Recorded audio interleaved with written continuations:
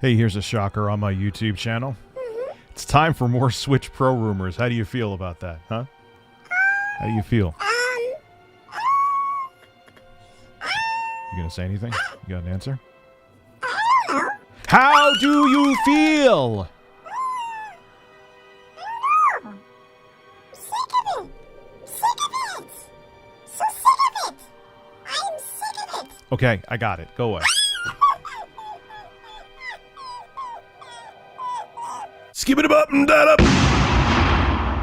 So yesterday I talked about how Bloomberg revealed some very interesting information about Nintendo's next console, or their Pro version of the Switch. Like there was the PS4 Pro, Xbox One X, and this may be the Switch Pro. We found out it's going to be more than the conventional Switch.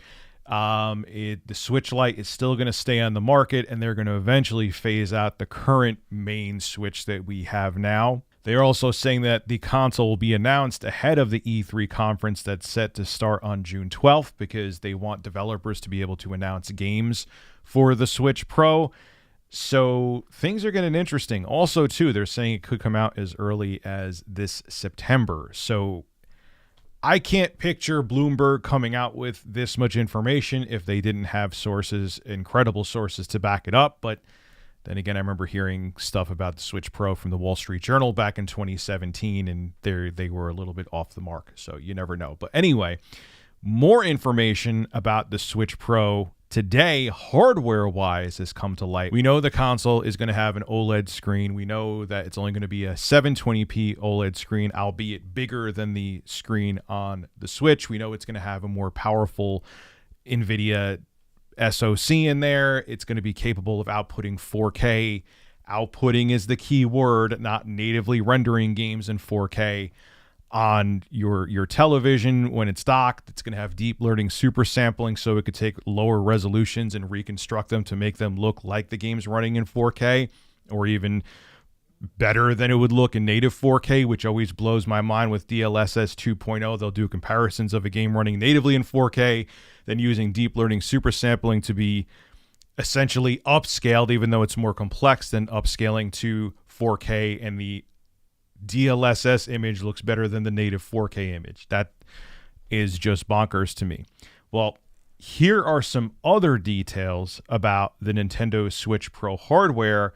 This comes from comicbook.com. I'll read it to you, then we will discuss. Now, what these leaks are saying is that the Nintendo Switch Pro is going to be the same size as the Nintendo Switch is currently, but it's going to have a bigger screen, OLED screen, because it's going to have thinner bezels. So even though this new Switch Pro is going to be the same size as the current Nintendo Switch, it's still going to have a bigger screen. I think that's cool. I even thought in 2017 the bezels were a little too thick on the Nintendo Switch, and thick with a C, but now they're super outdated. So it's nice that Nintendo is trying to mitigate the bezels. They're also saying now, like on the Surface tablets or Surface laptops or the Surface hybrid computers from Microsoft, they're going to have a Surface style stand instead of the absolute garbage stand they have in the Switch now. Thank you, God, for better support. People will actually probably want to use the stand now. The stand is laughably flimsy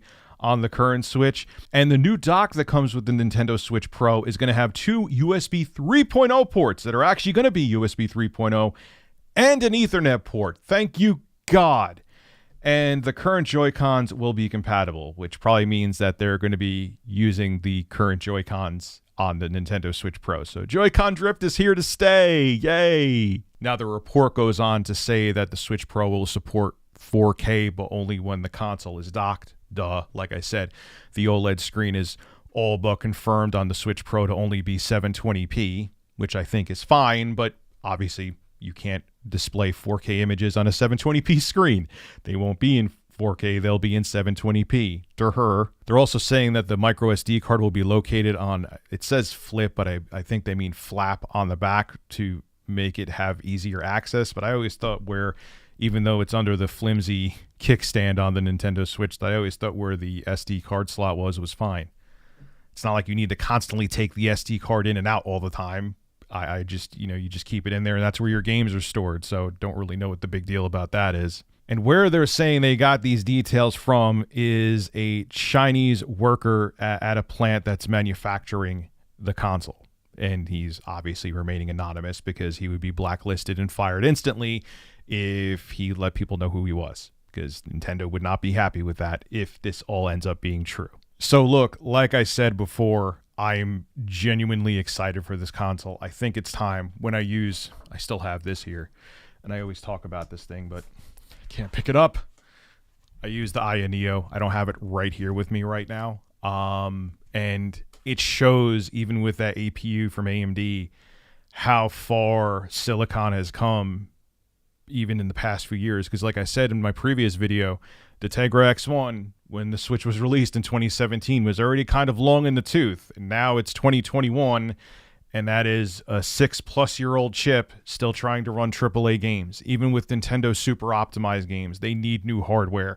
They've proven that the Switch concept is a wild success, and now they need a better piece of hardware to make sure third-party developers keep making games for it and to keep people interested in the Switch platform. So I think it's the right time for a new, more powerful piece of hardware. We'll just have to wait and see if it comes to fruition, because we've heard these rumors before from credible sources like the Wall Street Journal, comicbook.com, Bloomberg, you name it. The list goes on and on and on. And sometimes Nintendo will just come out and say, yeah, that's not happening. It's absolutely not happening. But then there's been other times where we see these rumors keep accelerating, and out of nowhere, boom, we get the Switch Lite. So only time will tell, but I have a feeling we are going to see something, because Nintendo needs to release a new piece of hardware to keep people excited about the Switch, especially now with Sony and Microsoft with the 9th gen consoles out in the market. They need something bigger, beefier, and juicier to keep people entertained. I'm big, beefy, and juicy, and I keep my subscribers entertained. Well, some of you anyway. Other people think I'm an idiot. And I don't blame you. This is Rich of Review Tech USA. Make sure to hit that sub button so you're subscribed to my channel. And the bell, too. Now I'm going to sign out. Have a good one. Hey, if you enjoy my content, consider becoming a Review Tech USA member. I'll have a link below in the description. I live stream now on this channel all the time, and it gives you access to cool emoticons to use as well while I live stream. Again, link below in the description. Thank you for your continued support.